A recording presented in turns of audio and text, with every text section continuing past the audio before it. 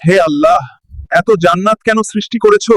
আমি তোমার বান্দাদের প্রতারিত করব এবং তাদের মুনাফিক বানিয়ে জাহান্নামে নিক্ষেপ করব। শয়তান আল্লাহকে চ্যালেঞ্জ দিয়েছিল, আল্লাহ আপনি তো জান্নাতে ঢোকাতে পারবেন না, এতগুলো জান্নাত কেন বানালেন? জাহান্নাম আরো বেশি হলে ভালো হতো। আল্লাহ বললেন কেন? শয়তান বলে, আল্লাহ এই সবগুলারে আমি ওয়াসওয়াসা দিয়ে মুনাফিক বানিয়ে নাস্তিক বানিয়ে জাহান্নামে ঢুকাবো।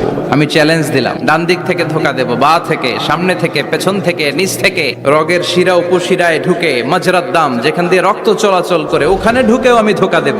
তো আপনি জান্নাতে ঢুকাবেন কেনমে? আল্লাহ বললেন তুমি আমারও চ্যালেঞ্জ দাও, এত বড় সাহস? আমি তো সব রাজার বড় রাজা, মহারাজা, মহারাজার সাথে চ্যালেঞ্জ দেয়া যায় না। তুমি আমাকে চ্যালেঞ্জ দাও। ওকে ডান, আই টেক ইউর চ্যালেঞ্জ। আমিও তোমার চ্যালেঞ্জ নিলাম, তুমি আজীবন ধোকা দিবা। যখন আমার বান্দা আমার কাছে ক্ষমা চাইবে, আমি তার সমস্ত গুনাহ মাফ করে দেব।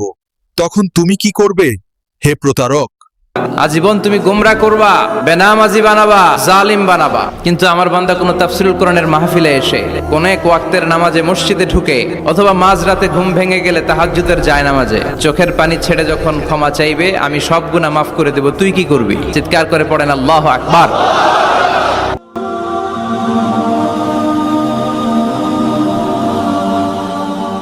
আল্লাহর রহমত শয়তানের প্রবঞ্চনার চেয়ে বড়।